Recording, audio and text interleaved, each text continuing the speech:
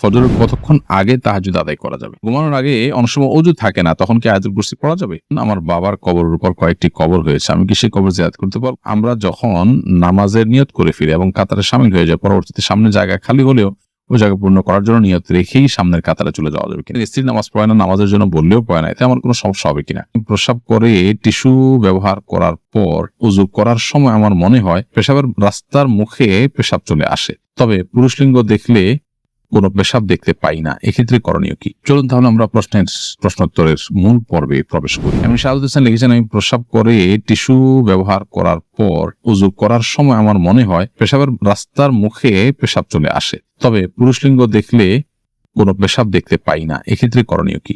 এটা অনেক সময় মানসিক জাস্ট একটা ওয়াসওয়াসা, কুমন্ত্রণার কারণে হয়, একটা বিভ্রান্তির মধ্যে মানুষ থাকে।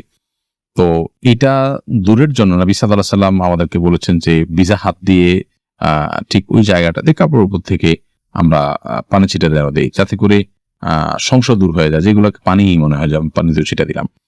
কারণ এই জাতীয় সংশয়গুলো আমাদের আমল ইবাদতকে অনেক সময় ধ্বংসের দিকে নিয়ে যায়, নামাজে মনোযোগ হয় না, সময় নষ্ট হয়, এগুলোকে পাত্তা দেওয়া উচিত না।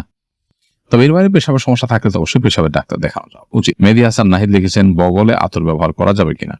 যে কোনো জায়গায় ব্যবহার করা যেতে পারে, যদি এটা স্বাস্থ্যের জন্য কোনো ক্ষতিকর বিষয় না হয়, শরীরের দৃষ্টিকোণ থেকে কোনো বাধা নেই। এমনি মিজানুর রহমান লিখেছেন, স্ত্রী নামাজ পড়ে না, নামাজের জন্য বললেও পড়ে না, এতে আমার কোনো সমস্যা হবে কিনা? আপনার বলাটা যদি দায়িত্বশীলতার সাথে সর্বোচ্চ লেভেলের হয় এবং সব ধরনের প্রচেষ্টা থাকে এবং নামাজ না পড়লে আপনি তার সাথে থাকবেন কিনা সেটা নিয়ে বিবেচনা করছেন, সেরকম বার্তাও তাকে দেন, অর্থাৎ আলটিমেটামও দেন, সবকিছু করেন, এরপর তার যদি কোনো কাজ না হয় তো আল্লাহর কাছে আপনার দায় থাকবে না ইনশাআল্লাহ তাআলা, তবে আপনার চেষ্টা অব্যাহত রাখা উচিত। রাহাতুল ইসলাম সোহেল লিখেছেন, আমরা যখন নামাজের নিয়ত করে ফিরি এবং কাতারে শামিল হয়ে যায়, পরবর্তীতে সামনে জায়গা খালি হলেও ওই জায়গা পূর্ণ করার জন্য নিয়ত রেখেই সামনের কাতারে চলে যাওয়া যাবে কিনা? যাবে। সোজা যদি হয় তাহলে সেক্ষেত্রে আপনার হাত বাঁধা আছে অবস্থায় সোজা সামনের কাতারে চলে যাবেন, এর কারণে আমাদের কোনো ক্ষতি হবে না। আমরা অনেকে যাই না, যার কারণে দেখা যায় ওই জায়গাটা খালি আছে, এমনকি পাশে কেউ ছিলেন, তিনি হয়তো ওযু ভেঙে গেছে চলে গেছেন, বা কোনো কারণে গ্যাপ তৈরি হয়েছে, আমরা এই গ্যাপটা পর্যন্ত অনেকে পূরণ করে না, অথচ আমাদের মধ্যে এই গ্যাপটা পূরণ করতে কোনো অসুবিধা নেই, আমাদের কোনো অসুবিধা হবে না, মানুষেরই করা উচিত। জুবেল আহমেদ আপনি লিখেছেন, আমার বাবার কবরের উপর কয়েকটি কবর হয়েছে, আমি কি সেই কবর জিয়ারত করতে পারবো? অবশ্যই আপনি করতে পারবেন। একই কবরে অনেক লোক দাফন হয়েছে, সবাই ধ্বংসাবশেষ সেখানে আছে, বা সবাই লাশ সেখানে মাটি বা গলিত অবস্থায় আছে, কোনো অসুবিধা নেই, আপনি সেখানে জিয়ারত করবেন।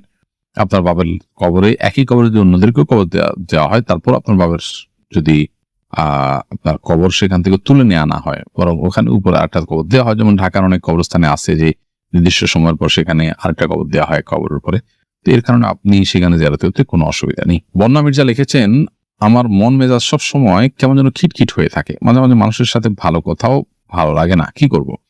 আপনি কোনো ডাক্তার দেখাতে পারেন, সাইকিয়াট্রিস্ট দেখাতে পারেন, মানসিক কোনো ডাক্তার দেখাতে পারেন, সেই সাথে আপনার এই অবস্থা থেকে উত্তরণের জন্য যদি আপনার মনে হয় এটা হঠাৎ করে হয়েছে, আপনি রুকিয়া বা ঝাড়ফুঁক করাতে পারেন, কারণ অনেক সময় ব্ল্যাক ম্যাজিক অথবা দুষ্টজনের উপদ্রবের কারণেও কিন্তু মানুষের মধ্যে এই ধরনের সমস্যা তৈরি হবে, তাই সেই চেষ্টা আপনি করতে পারেন। শিলা আক্তার লিখেছেন, ঘরে অনেক কিছুতেই ছবি থাকে, যেমন বই, পত্রিকা, ম্যাগাজিন, সেক্ষেত্রে কি ওই রুমে নামাজ হবে? তাছাড়া বাচ্চাদের বিভিন্ন খেলনাও থাকে। বলশিলা, ঘরে বিভিন্ন আসবাবপত্রে যদি প্রাণের ছবি থাকে তাহলে সেক্ষেত্রে সেই রুমে, বিশেষ করে এটা প্রকাশ্যে যদি থাকে টাঙানো ইত্যাদি, তাহলে সেখানে নামাজ পড়ে, যেখানে নাই সেখানে নামাজ পড়া উচিত, অথবা ওখানে নামাজ পড়তে বলে সেটিকে যথাসম্ভব ঢেকে কোনো কিছু দিয়ে চাপা দিয়ে তারপরে বা ড্রয়ারিতে রেখে তারপর নামাজ পড়া উচিত, না হলে এটি মাকরুহ হবে, তবে সেখানে আসলে নামাজ হবে না এরকম না, নামাজ হয়ে যাবে। প্রীতি ইসলাম আপনি লিখেছেন, আমার পিরিয়ড থাকা অবস্থায় আগদ হয়েছে, ওযু করতে বলেছেন হুজুর, এতে বিয়ে সম্পূর্ণ হলো, আমি স্বাক্ষর দিয়েছি।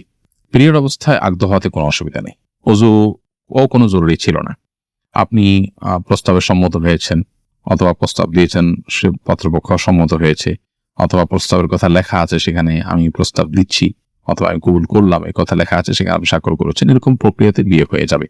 আর যদি মুখে কিছুই না বলেন, শুধুমাত্র স্বামীর ঘরে স্বামী, স্ত্রীর ঘরে স্ত্রী আছে, আপনি নিশ্চয়ই সিগনেচার করুন, তাতে বিয়ে হবে না। এখানে স্পষ্ট বলতে হবে আমি প্রস্তাব দিলাম অথবা আমি কবুল করলাম, এর মাধ্যমে বিয়ে সম্পাদন হবে ইনশাআল্লাহ বিদিন, এবং পিরিয়ড থাকার কারণে এর কোনো ক্ষতি হবে না, অর্থাৎ বিয়ের আগদ সম্পন্ন হওয়ার কোনো ক্ষতি হবে না। মোহাম্মদ আব্দুল্লাহ আপনি লিখেছেন, জান্নাতে যাওয়ার জন্য কিছু আমলি কথা বলুন। জান্নাতে যাওয়ার জন্য ঈমানকে শুদ্ধ করতে হবে, শিরক মুক্ত করতে হবে, তাওহীদকে মজবুত করতে হবে, পাঁচ ওয়াক্ত নামাজকে সর্বোচ্চ গুরুত্বের সাথে আদায় করতে হবে, এবং সেই সাথে বান্দার হক যতগুলো আছে, মানুষের অধিকার অন্যান্য প্রাণীদের অধিকার সেগুলো আদায় করতে হবে, সুন্দর আচরণ করতে হবে, হালাল উপার্জন করতে হবে। এই বিষয়গুলো মোটা দাগে জান্নাতে যাওয়ার জন্য সহায়ক। এর বাইরে বেশ কিছু আমল আছে যে আমলগুলোর বিনিময়ে নবী সাল্লাল্লাহু আলাইহি ওয়াসাল্লাম জান্নাতে প্রবেশ করবে মানুষ সেই কথা বলেছেন। তো সেরকম আমলগুলো খুঁজে খুঁজে কুটে কুটে আমল করা উচিত। আব্দুল সাত্তার লিখেছেন, ঘুমানোর আগে অনেক সময় ওযু থাকে না, তখন কি আয়াতুল কুরসি পড়া যাবে? অবশ্যই পড়া যাবে। আয়াতুল কুরসি পড়ার জন্য ওযু করা জরুরি না, মুখস্থ তেলাওয়াত করতে হলে ওযু আবশ্যক না, বিধায় আপনি অবশ্যই ঘুমানোর আগে ওযু না থাকলে আয়াতুল কুরসি কেন 3 কুল কোরআন কারীমের অন্যান্য সূরাও আপনি পাঠ করতে পারবেন। মোহাম্মদ রাশিক সারিয়া লিখেছেন, ফজরের কতক্ষণ আগে তাহাজ্জুদ আদায় করা যাবে? ফজরের ওয়াক্ত হওয়ার ঠিক আগ মুহূর্ত পর্যন্ত তাহাজ্জুদ আদায় করতে পারবেন, তবে সেটা যতটা আগে হবে, বিশেষ করে রাতের 1/3 ফজরের ফরজ নামাজের অন্তত 5-10 মিনিট আগে হতে পারলে ভালো হয়। কিন্তু ফজর নামাজের ওয়াক্ত হওয়ার ঠিক আগ মুহূর্ত পর্যন্ত আপনি সেটি পড়তে পারবেন। ইউটিউব চ্যানেল সাবস্ক্রাইব করতে ভুলবেন না।